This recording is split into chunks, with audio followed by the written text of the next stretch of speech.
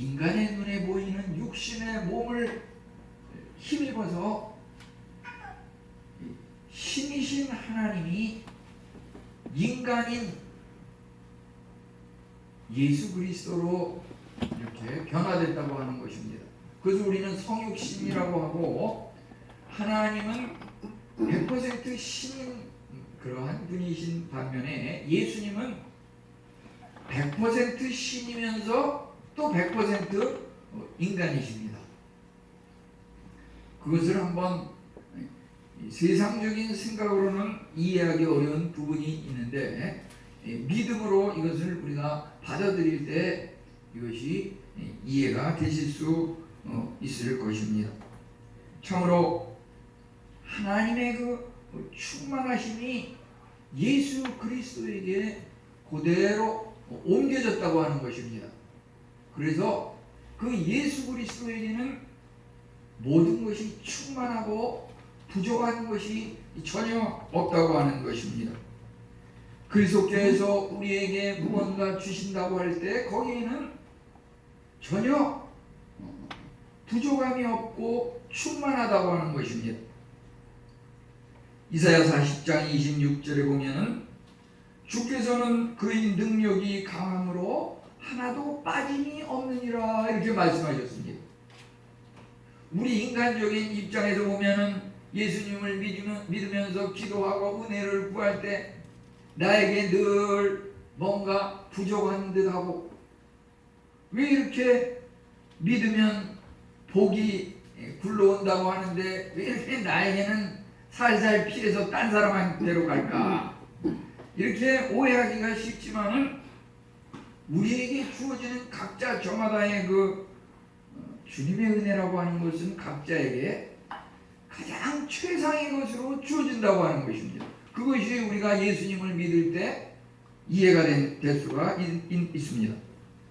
예수님은 모든 것이 되시며 인류 전체를 향하여서 풍성한 은혜를 주시는 그런 분이십니다. 이것을 좀 더 이해하기 위해서 오늘 이 시간 그리스도의 그 성품과 특성에 대해서, 또 여기 오늘 읽은 말씀 짧지만 여기에 굉장히 귀한 기독교의 핵심적인 내용들이 다 포함이 되어 있는데, 그 은혜 위에 은혜라고 하는 것, 이게 무슨 말인지, 또 하나 예수님께서 우리에게 은혜를 주실 때 그 주시는 이유와 목적이 있습니다.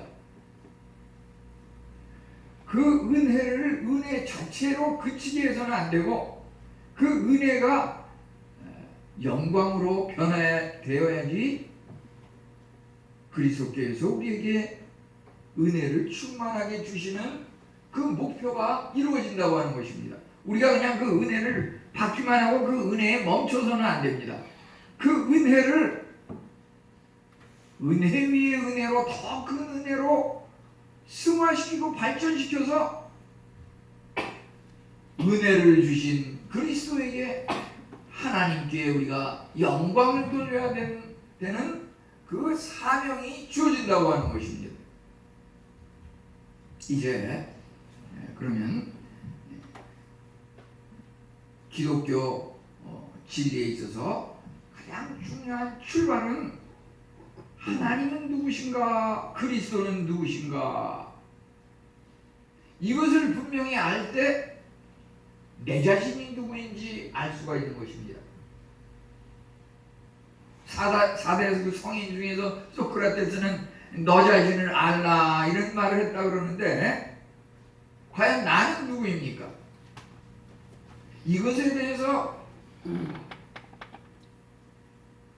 정확히 절대적으로 깨닫기 위해서는 하나님이 누구신지, 또 하나님이 인간의 몸으로 오셔서 성육신하신 그 그리스도가 누구신지, 하나님이 그 심적인 눈에 보이지 않는 그 모습으로만 있을 때는 도저히 우리가 어떤 분인지 알 수가 없었지만은 우리가 그 하나님을 이해하도록 깨닫도록 하기 위해서 인간의 몸, 육신의 몸을 입고서 이 땅에 오셨다고 하는 것입니다. 그래서 우리는 그 예수 그리스도를 통해서 하나님의 그 충만함을 볼 수가 있고 깨달을 수가 있고 알게 된다고 하는 것입니다. 성경에서 그 알미라고 하는 것은 지식적인 알미 아니고 거기에 아는 대로 행동하는 그 행동까지 포함된 것이 히브리인들의 사고에 있어서 그 알미라고 하는 것입니다. 우선 첫째, 예수 그리스도의 특성 중에서 유일한 은혜의 통로라고 하는 것입니다. 요한복음 14장 6절에는 우리가 잘 알듯이 예수님께서 말씀하시기를 내가 곧 길이요 진리요 생명이니 나로 말미암지 않고는 아버지께로 올 자가 없느니라. 우리가 진리로 가는 길은 하나님을 향하는 길인데 우리 인생 어린아이로부터 노인에 이르기까지 청차영차 자라는데 중간에 방황하는 그러한 경우가 있습니다. 아무리 신앙생활을 10년, 20년 해도 어떻게 살아야 될지, 무엇이 보람있는 생명된 승리의 삶인지, 이런 것들이 말이죠, 바로 하나님을 아는 예수 그리스도에 대한 주님께서 열어주신 그 길을 따라가는 것이 바로 인생을 승리로 이끄는 유일한 길이라고 하는 것입니다. 그 주님의 은혜는 우리가 돈으로 구입해서 사는 것이 아니고 거저 주어지는 것입니다. 아까 찬송에서도 그 가사가 나오던데 거저 받았으니 거저 주어라. 마태복음 10장 8절은 그렇게 말하고 있습니다.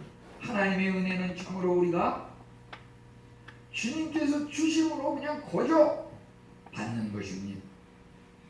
거기에 우리의 자랑과 내가 이런 은혜가 있으니까, 내게 이러한 은사가 있으니까, 네가 갖고 있지 않은 건 내가 갖고 있으니까 내가 자만하거나 교만해서는 절대 안 된다고 하는 것입니다. 고린도전서 4장 7절은 내게 있는 것 중에서 너희가 받지 않은 것이 무엇이냐 이렇게 말하고 있습니다. 받았은즉 어찌 받지 아니하는 것 같이 이렇게 자랑하고 교만을 떠느냐. 주님은 참으로 계시록 1장 17절 말씀대로 처음이요 마지막이니라. 모든 것은 참으로 시작이 주님으로부터 시작이 돼서 주로 말미암고 주에게로 간다고 하는 것입니다. 모든 우리 인간의 생사하고 모든 문제가 다 주로부터 출발해서 주로부터 간다고 하는 것입니다. 주님의 그 특성 중에서 우리가 흔히 복음이라고 하는 것, 그것은 십자가와 부활을 가장 대표적인 핵심으로 볼 수가 있겠는데, 십자가 보혈이라고 하는 것은 세상 누구도 해결할 수 없는 우리의 죄 문제를 해결하고 내가 죽을 것을 예수님께서 대신 피 흘려 죽으심으로 우리의 죄를 짊어지고 용서하시고 구원하셨다고, 구속의 길로 인도하셨다고 하는 것입니다. 부활이라고 하는 것은 무엇입니까? 도저히 인간 세계에서는 상상할 수 없는 것입니다. 오직 그리스도만이 하나님의 은혜로 부활하시고 영원히 계신 분이십니다. 그 부활하신 주님을 믿을 때 우리는 어떠한 고난과 고통과 죽음의 시련 속에서도 예수님을 믿음으로 예수님이 가신 길을 나도 갈 수 있다고 하는 그런 확신이 있기 때문에 우리는 결코 쓰러지지 않고 늘 소망 가운데 부활의 삶을 살 수가 있는 것입니다. 그것이 바로 그리스도인의 삶인 것입니다. 그리스도의 그 은혜는 무엇입니까? 참으로 아름답고 사랑스럽고 활기찬 기쁨과 행복이 넘치는 그러한 삶이 바로 그리스도의 은혜이며, 그것은 바로 삼위일체 하나님의 형상을 따라 우리가 지어졌기 때문에 우리의 그 정체성에 대해서 하나님의 형상을 따라 지음받았다고 하는 것이 깨달아지면 우리의 삶이 하나님의 삶, 그리스도를 닮는 십자가 죽음에서도 늘 부활하는 그런 삶을 끊임없이 살게 되는 것입니다. 주님께서 참으로 우리에게 은혜 그러는데 도대체 무엇을 주셨습니까?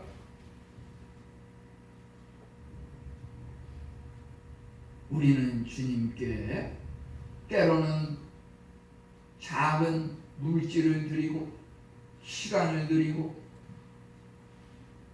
나의 마음과 정성을 드리고 다 좋지만 예수님은 우리를 위해서 무엇을 주셨습니까?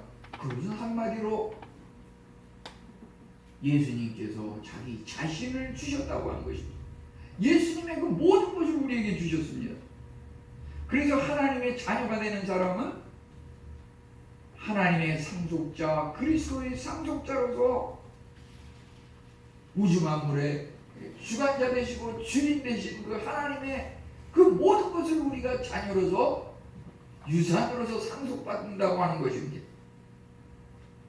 우리 그 은혜는 충만이라고 이렇게 이야기하고 있는 것은 그리스도의 그 은혜는 참으로 늘 불타오르고 활기차고 늘 생기 넘치는 그런 은혜라고 하는 것입니다. 많은 성도들에게 참으로 시작되는 그 그리스도의 충만한 은혜는 우리 안에서 활활 타오르고 하나님께서 주장하시는 그런 삶을 살게 된다고 하는 것입니다.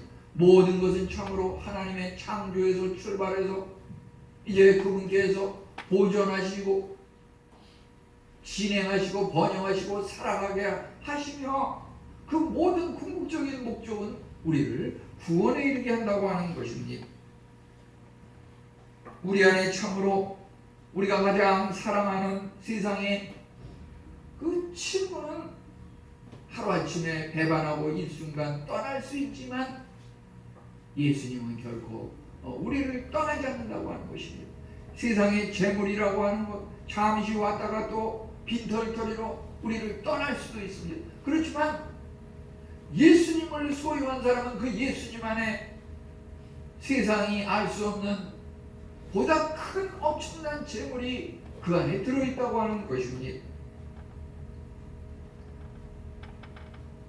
우리를 대적하는 마귀는 참으로 우는 사자와 같이 우리를 삼키기 위해서 호시탐탐 노리고 있기 때문에 우리는 잠깐도 방심할 수 없고 매 시간 그리스도의 은혜로 충만해야지 마귀 사탄의 유혹에 넘어가지 않고 우리를 지키고 승리할 수 있다고 하는 것입니다. 주님께서는 그리스도의 그 충만함이 있으시다고 하는 것 속에는 우리에게 충만한 은혜를 늘 주시기를 기뻐하고 원하신다고 하는 것입니다. 문제는 우리가 그것을 전혀 원하지 않고 구하지도 않고 별로 대수롭지 않게 생각하고 잊고 지내기 때문에 그것이 우리 안에 공급되는 그 통로가 막힌다고 하는 것입니다. 매 시간 충만해야 합니다. 매 시간 충만해야 합니다. 한 번 받은 은혜로 만족하고 멈춰서는 안 됩니다. 은혜 위에 은혜가 쌓이고 계속되어야 합니다. 여기에 보면 우리가 읽은 말씀 중에서 은혜 위에 은혜로라, 거기에 보면 특별히 이 내용 중에서 주님의 그 은혜가 임함에 있어서 우리 믿음의 분량을 따라서 임한다고 하는 것입니다. 우리가 참으로 겨자씨한알 만한 믿음이 있다고 하면은 이 산을 들어서 저리로 옮길 수 있다고 하였습니다. 그리스도를 믿는 그 믿음이라고 하는 것은 우리 인간이 상상할 수 없는 그런 초월적인 은혜입니다. 그것을 우리가 비교한다면 어디에 비교할 수 있을까요?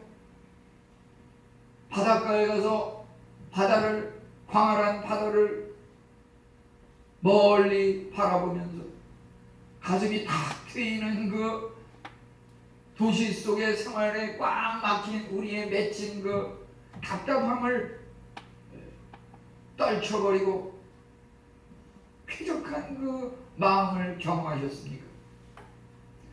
그 바닷가의 그 끝을 알 수 없는, 눈에 보이지 않는 그 무한한 바닷가의 그 물 중에서 물 한 방울이 차지하는 그 비중은 어떠할까요?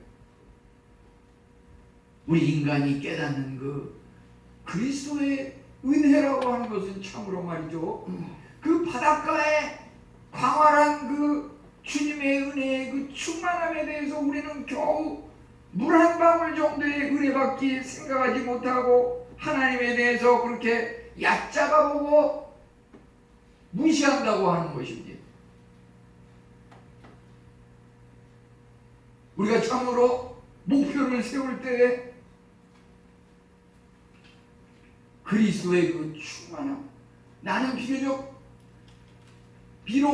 물 한 방울밖에 되지 않지만은 그리스도의 충만한 은혜가 나에게 임한다고 하면 그 바다의 광활한 그 헤아릴 수 없는 그 바다의 그 물에 넘치는 그 폭포와 같은 그 은혜가 우리에게 임한다고 하는 것입니다.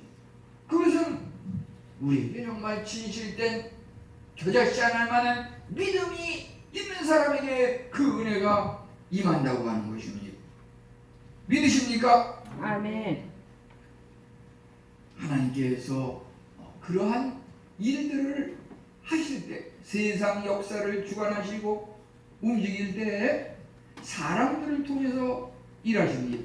하나님께서 직접 일하시는 부분도 있지만 우리 지구, 이 땅에서 사는 우리 인간 사회의 삶, 그 속에서 하나님께서 택하신 그 사람들을 통해서 그 역사를 주장하시고 이루어 나가신다고 하는 것입니다.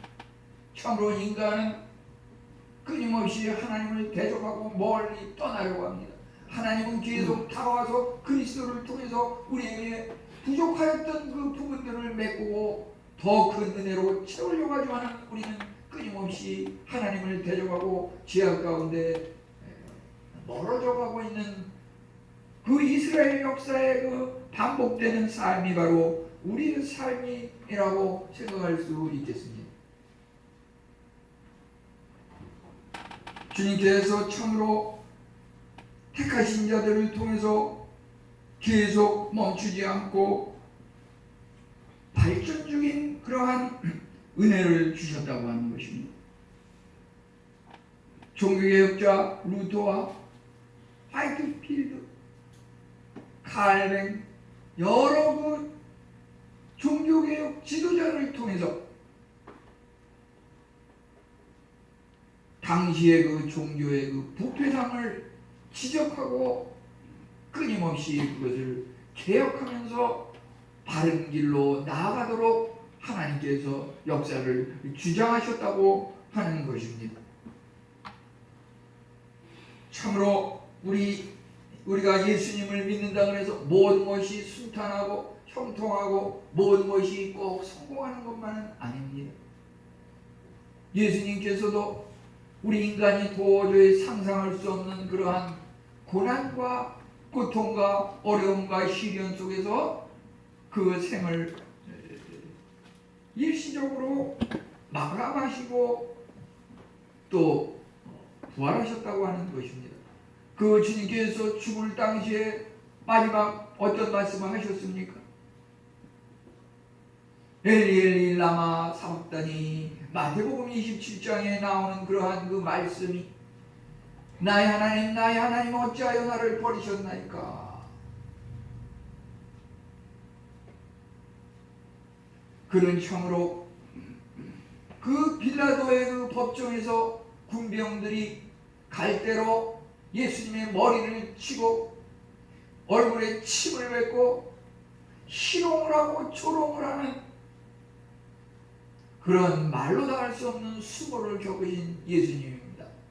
우리가 이 땅에 살면서 그 어떠한 고통과 오해로 받는 그 조롱과 굴욕감, 그러한 것을 느낄 때 주님께서 받으신 그것을 생각한다고 하면 그래도 이만큼 선에서 그치는 것이 나에게는 얼마나 큰 은혜이고 영광인가, 그런 생각을 하게 됩니다. 주님께서 당하신 그 고난을 생각한다 그러면 우리는 늘 감사의 마음이 필요하겠습니다. 부자라고 하는 것, 그것은 상대적인 개념이고 우리가 생각하기에 달려있는 것입니다.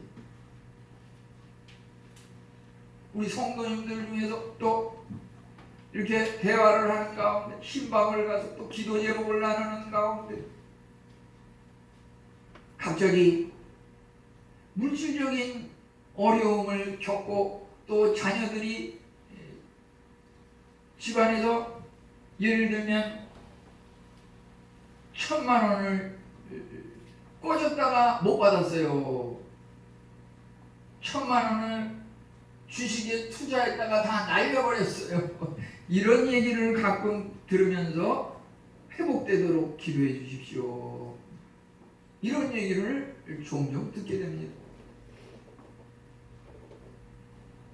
우리가 참으로 때로는 빈털터리가 될 수도 있고 우리에게 일을 하면서 또 수입이 생길 수도 있습니다.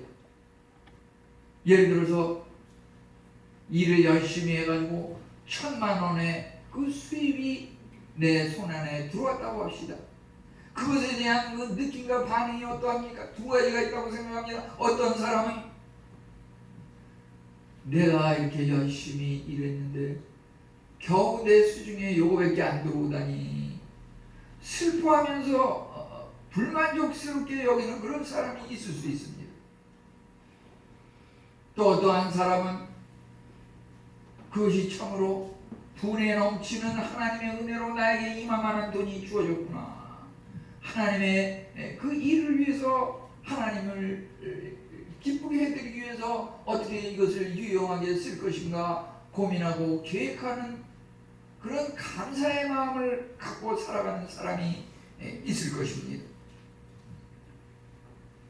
우리가 사는 삶 속에서 우리 각자에게 주어지는 우리 성도님들의 삶에 있어서의 그 하나님의 은혜는 어떠한 것입니까?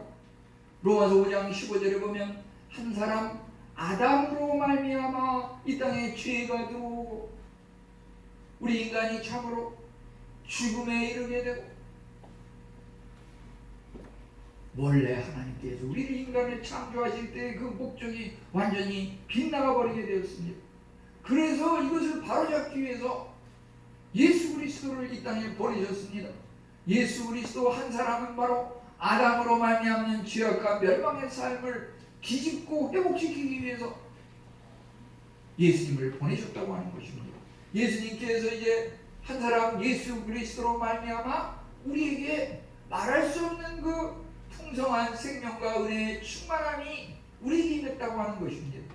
그래서 예수님을 믿는 자에게는 크고 놀라운 넘치는 충만함의 은혜가 있다고 하는 것입니다.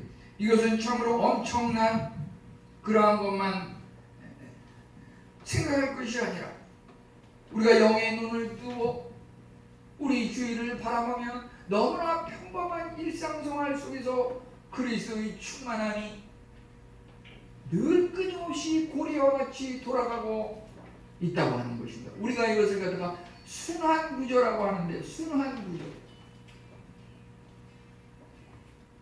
이스라엘에서 그 제일 높은 산 중에서 2814m 해발 그 고지에 헐몬산이라고 하는 것이 보면은 눈의 산이라 그래서 사시사철 그 꼭대기에는 눈이 쌓여 있는데, 그러지만 거기에 그 태양이 비침으로 그 눈이 녹아서 그것이 계곡의 그 물을 형성하면서 나무가 자라게 하고 열매가 수확을 맺게 하고 이제 그것이 점점 내려와서는 광야의 그 녹음이 자라나게끔 거기에 그 물을 공급하고 가정 그 수천 세대 마을 동네에 그 물이 다시 내려와서 우리의 그 식수원이 되는 그 물을 생명의 물을 공급한다고 하는 거예요. 우리가 사는 일상생활은 어떠합니까? 예를 들어서 세탁소에서 그 세탁을 하는 사람이 친구와 약속이 있어서 오랜만에 만나는데 옷을 깔끔하게 차려입고서 기분 좋게 오래간만에 이제 택시를 타고서 친구와의 약속 장소를 향해서 갑니다. 택시 기사는 그 세탁소 주인을 태우고 가지만은 그도 또 배가 고프면은 점심때 차를 잠시 멈추고 중국집에 가서 짜장면 한 그릇을 먹는다고 하는 것입니다. 그 중국집 요리사는 저녁이 되면 그 옷이 그 짜장면 갈색 검푸른 그 옷이 바래가지고 그것을 다시 세탁소에 맡긴다고 하는 것입니다. 사람마다 저마다 나는 아무 쓸모가 없는 그런 사람이라고 생각하지만 우리 그 세탁소 주인과 택시기사와 중국집 요리사와 계속 서로가 서로를 도우면서 그 사회인의 그 삶이 엮어져 있는 이런 순환 구조, 이것이 바로 우리가 가만히 이렇게 주위를 바라보면 깨달을 수 있는 그리스도의 그 충만한 은혜라고 하는 것입니다. 거기에는 또한 세상의 명예와 비교할 수 없는 크고 놀라운 은혜가 있습니다. 히브리 11장 26절에 보면 모세는 참으로 그리스도로 인하여 받는 수모를 애굽의 왕위를 계승받아서 차지하는 것보다 더 귀한 것으로 알고 그 순환받기를 추구하지 않았다고 하였습니다. 우리가 참으로 주님을 믿으면서도 열심히 살려고 하면서도 끊이지 않는 고난과 어려움, 물질적인 적자 인생과 같은 또 목표한 그 사업의 그 실적이 잘 오르지 않는 또 목표한 그 공부의 그 성적이 제대로 나오지 않는 그러한 부분들이 주님께서 우리를 더 크고 놀라운 은혜의 자리에 나가기 위해서 주시는 그러한 고난의 순간이라고 하는 것입니다. 우리가 주님의 일을 하려고 하면은 할수록 거기에 참으로 고린도전서 16장 9절은 말하기를 대적하는 자가 많음이라.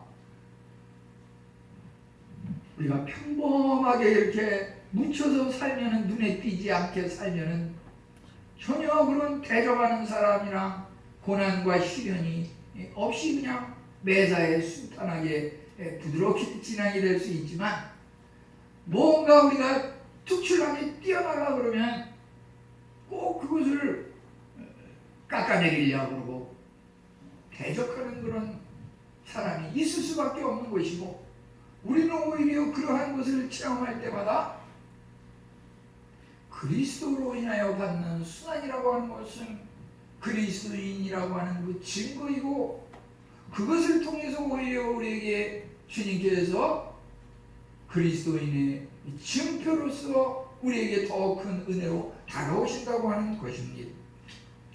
이제 마지막으로 은혜의 그 목표라고 할 수 있는 영광에 대해서, 은혜가 영광이 될 때까지 그 은혜는 참으로 끊임없이 진행이 된다고 하는 것입니다. 시작할 때는 참으로 작은 은혜였습니다.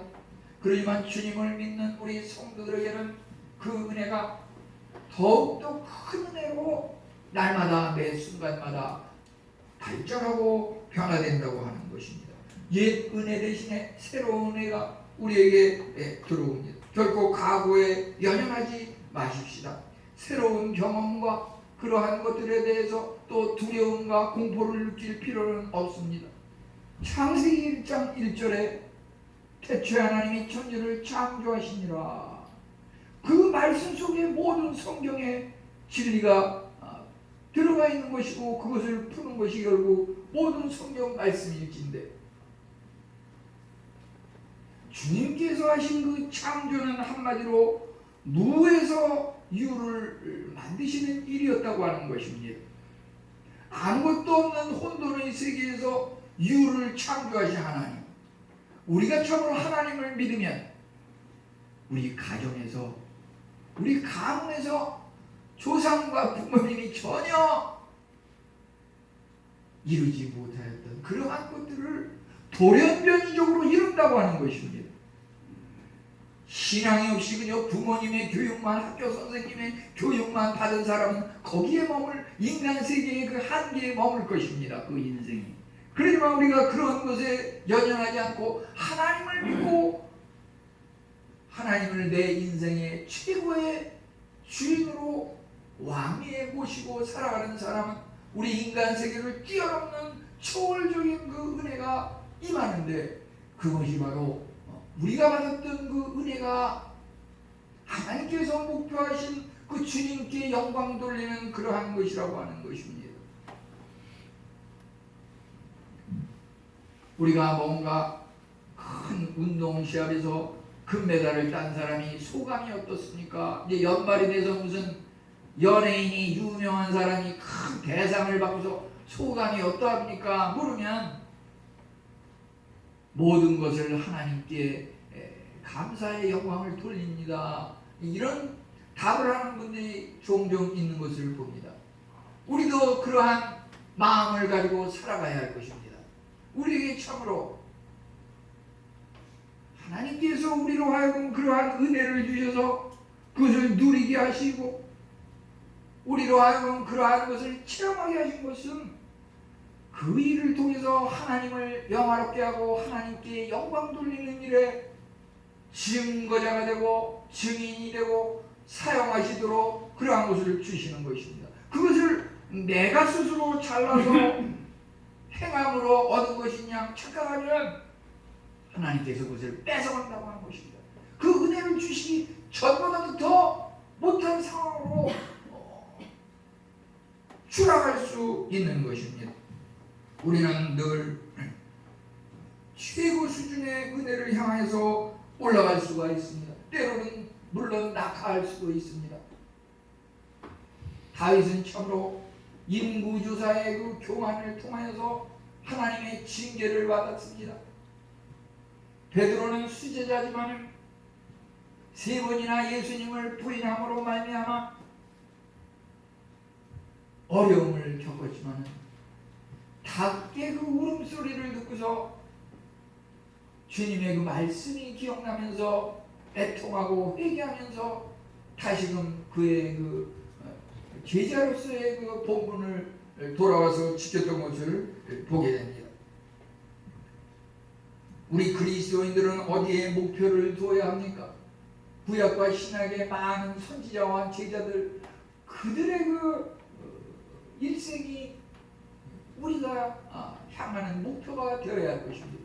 예수님처럼 그 예수님의 삶이 우리의 목표가 되어야 할 것입니다. 나도 다윗과 같이 될 수 있습니다. 나도 예수님처럼 될 수 있습니다. 때로는 너희가 믿는 이는 이보다도 큰 일도 할 수 있느니라고 주님께서 말씀하지 않으셨습니까? 우리는 늘 주어진 것에 대해서 내가 행하는 것이 아니라 내 안에 그리스도께서 살아가심으로 나에게 주어지는 것은 최상의 상황임을 늘 감사하면서 인정하고 주님께 영광을 돌려야 할 것입니다. 결코 내 인생은 내가 만드는 것이 아니고 나를 창조하신 주님께서 주장하시는 그런 삶이라고 하는 것입니다. 우리는 참으로 더 높은 목표를 위해 성장하기를 위해서 계속 기도할 필요가 있겠습니다. 빌립보서 4장 13절 내가 능력 주시는 자 안에서 내가 모든 것을 할 수 있느니라.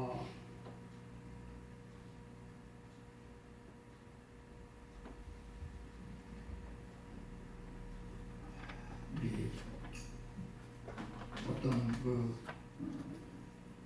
수험생은 때로는 이렇게 이미 합격을 해가지고 이렇게 기뻐하는 그런 사람도 있지만은 어떤 그 형제는 어제 이렇게 신방을 해서 들어보면은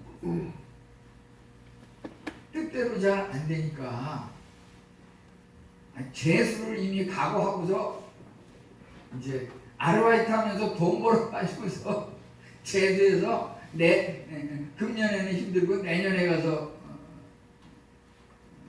목표를 한다. 이런 사람들이 있는 것을 들었는데 그것이 물론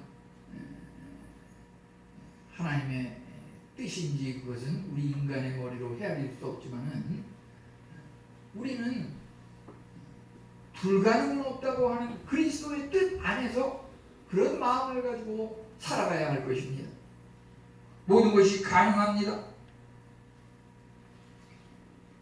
터졌지 않은 하늘 같은 그 믿음만 있으면 이 산을 들어서 옮길 수 있는 그런 역사가 일어날 수가 있는 것입니다. 우리에게 주어진 그 은혜라고 하는 것은 이제 궁극적으로 담을 넘는 은혜입니다.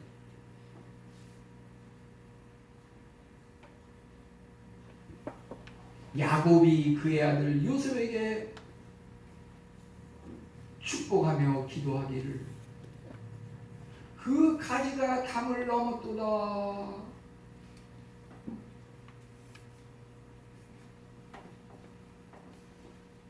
참으로 이스라엘의 7년에 이르는 장기간의 그 기근과 어려움이 있었지만 하나님께서 요셉을 통하여서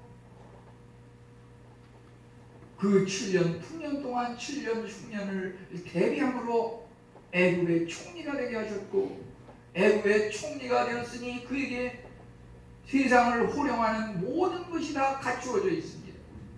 이제 그 앞에 형들과 형제들과 아버지 야곱이 왔습니다. 7년 기근으로 아무리 어렵고 비참한 삶이 있었지만은 요셉은 그 아버지와 형들을 위로하면서 나는 이미 우리 식구들을 용서했습니다. 나를 이곳에 보낸 것은 하나님께서 우리 가족들을 구원하시기 위해서 나를 먼저 이곳에 보내셨습니다. 라고 고백한 그 요셉의 고백에 대해서 그 아버지 야곱은 참으로 믿음으로